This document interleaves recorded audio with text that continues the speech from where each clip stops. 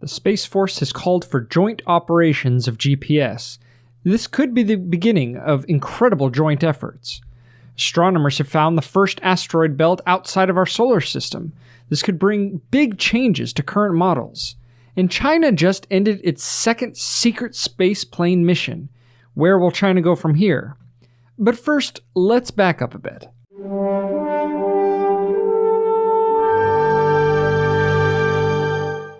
Hello and welcome to the Undiscovered Country. I'm your host, Bryant A.M. Baker. Today, as always, I'll present the top 5 most important things happening in the world of space. Let's get started. Number 5.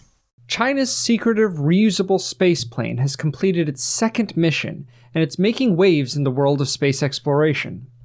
The spacecraft touched down at the Jiuquan Satellite Launch Center in northwest China after spending an impressive 276 days in Earth orbit. While the details of the mission remain shrouded in mystery, this success is being hailed as an important breakthrough in China's research on reusable spacecraft technologies. Reusable spacecrafts like this one could revolutionize space travel. They offer a more convenient and affordable way for peaceful exploration and utilization of space in the future. Imagine the possibilities if we can make round trips to space more accessible. It opens up avenues for scientific research, satellite deployment, and even space tourism. During the mission, the spaceplane ejected an object into orbit, leading many to speculate about its purpose. Was it a service module or a small satellite designed to monitor the Chinese spaceplane? These unanswered questions add to the allure of this enigmatic mission. Western experts believe that the Chinese spaceplane is comparable to the U.S. Space Force's robotic X-37B, which has completed multiple orbital missions. Both vehicles share a similar secretive nature, making them captivating subjects for space enthusiasts.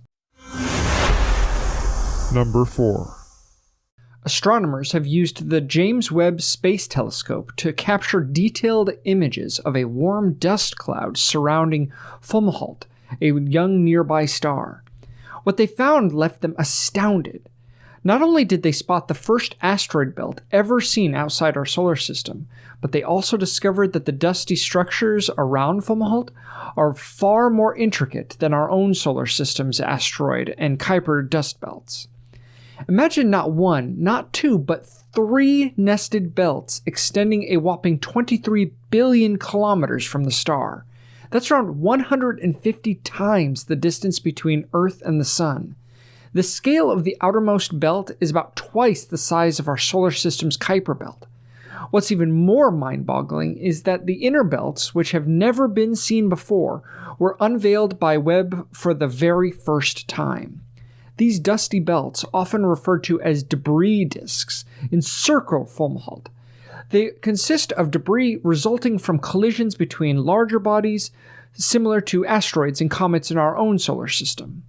These findings allow astronomers to gain insights into the architecture of planetary systems. By studying the patterns in these rings, scientists can begin to sketch what a planetary system might look like. Number 3. The first 2 satellites of NASA's cutting-edge hurricane hunting network, known as the TROPICS constellation, have successfully launched into space. These shoebox-sized CubeSats were carried by Rocket Lab's Electron rocket, lifting off from New Zealand. The remaining 2 satellites are set to join them in orbit within the next 2 weeks. These TROPICS CubeSats are equipped with state-of-the-art technology that allows them to measure the formation and progression of tropical cyclones and hurricanes in unprecedented detail. By observing these storms with hourly cadence and using microwave wavelengths, scientists hope to gain new insights into their behavior and improve our ability to forecast and track their intensity. The TROPICS program faced setbacks when the first 2 satellites were lost during a failed launch in 2022. However, Rocket Lab stepped in and was selected to launch the remaining 4 satellites. If all goes well, the TROPICS constellation will be fully operational just in time for the upcoming Atlantic hurricane season. Rocket Lab made the strategic decision to switch launch sites from Virginia to New Zealand, allowing them to meet the tight timeline required for the storm season. Do you see the launch of the TROPICS constellation as a major milestone in the use of CubeSats? As we continue to move towards smaller satellites, I see it as a progression towards the future, but I'm interested in your thoughts. Number 2. The US is inviting 7 close allies to participate in GPS satellite operations.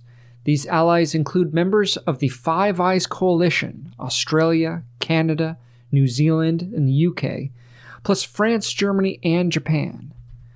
The collaboration builds on their involvement in space conflict exercises and strengthens international partnerships. Lieutenant Colonel Robert Ray told reporters on April 21st that now we're going to operate with the largest space system in DoD at that level. So I think it'd be a great opportunity, a great partnership.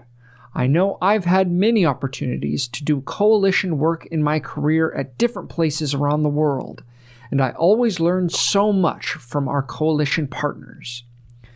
Crews work tirelessly to keep GPS functioning without fail. The Space Force also runs the GPS Warfighter Collaboration Cell, supporting military and civilian users during disruptions and advising on optimal routes to avoid jamming. This collaboration demonstrates the Space Force's commitment to military and civilian users, even in conflict situations. But what do you think about this call for collaboration? In my mind, as important as national power is, international collaboration and consensus is the only way to ensure peace in space. Let me know your perspective. Number 1. A proposed budget for the NASA's Dragonfly mission to Saturn's moon Titan in 2024 could be cut by nearly 20%, which might impact the mission's plans or schedule. Dragonfly is a rotorcraft designed to explore Titan's dense atmosphere and study the building blocks of life. The budget reduction reflects a decrease from the previous year's funding, and NASA states it's due to updated estimates for the launch readiness date.